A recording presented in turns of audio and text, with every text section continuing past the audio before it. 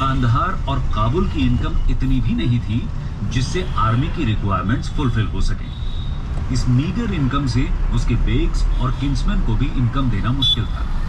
Uzbek danger के चलते Babar India को एक रेफ्यूज की तरह भी कंसिडर कर रहा था। अब देखते हैं नॉर्थ वेस्टर्न इंडिया में ऐसे क्या डेवलपमेंट्स हुए जिसने बाबर को इंडिया में एंट्री का मौका दिया।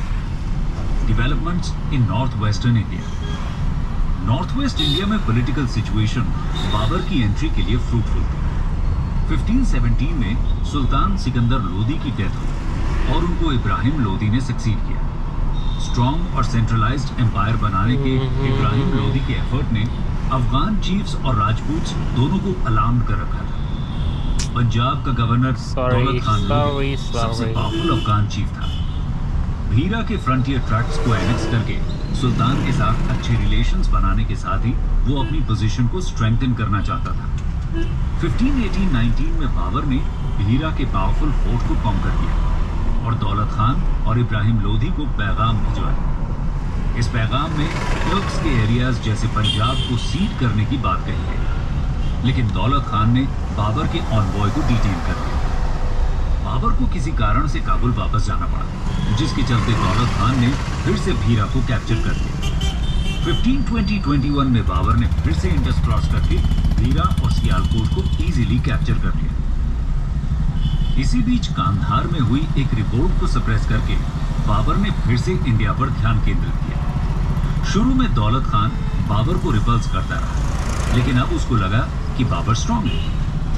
यही वो समय था जब दौलत खान ने अपने सन दिलावर खान की लीडरशिप में बाबर के पास एक एम्बेसी भेजी और बाबर को इंडिया में इनवाइट किया और इब्राहिम लोदी को डिस्प्लेस करने को सजेस्ट किया। ऐसा पॉसिबल है कि इसी दौरान राणा सांगा ने भी बाबर को एक मैसेंजर भेजा और इंडिया को इन्वेड करने के लिए इनवाइट किया। अब आगे बढ़ते हैं और देखते हैं बैटल ऑफ पानीपत के बारे में।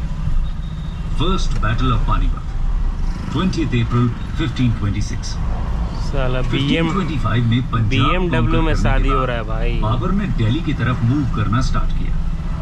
इब्राहिम लोदी और बाबर के बीच अब कॉन्फ्लिक्ट इनएविटेबल था। दोनों आर्मीज का आमना सामना पानीपत में हुआ।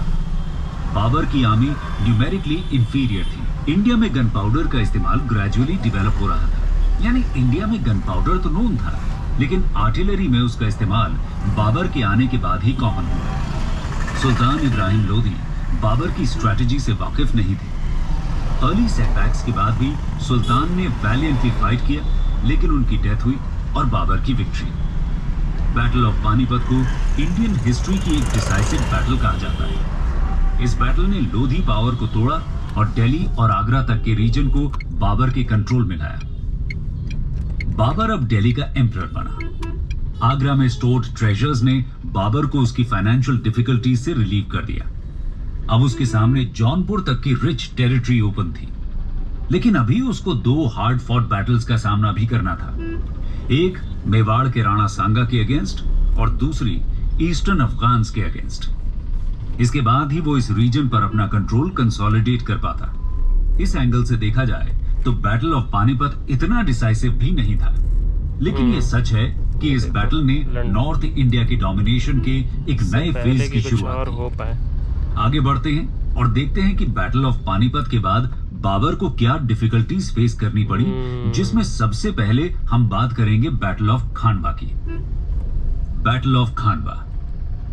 बाबर के बेग्स यानी कमांडर्स इतनी लंबी कैंपेन के लिए रेडी नहीं थे। हॉट वेदर के स्टार्ट होते ही उनकी मिसगिविंग्स बढ़ गई थी। वो एक स्ट्रेंज और हॉस्टाइल लैंड में थे। बाबर अपनी ऑटोबायोग्राफी बाबरनामा में बताते हैं कि इंडिया के लोगों ने रिमार्केबल हॉस्टिलिटी का प्रदर्शन किया। बाबर को यह मालूम था कि सिर्फ इंडिया के रिसोर्स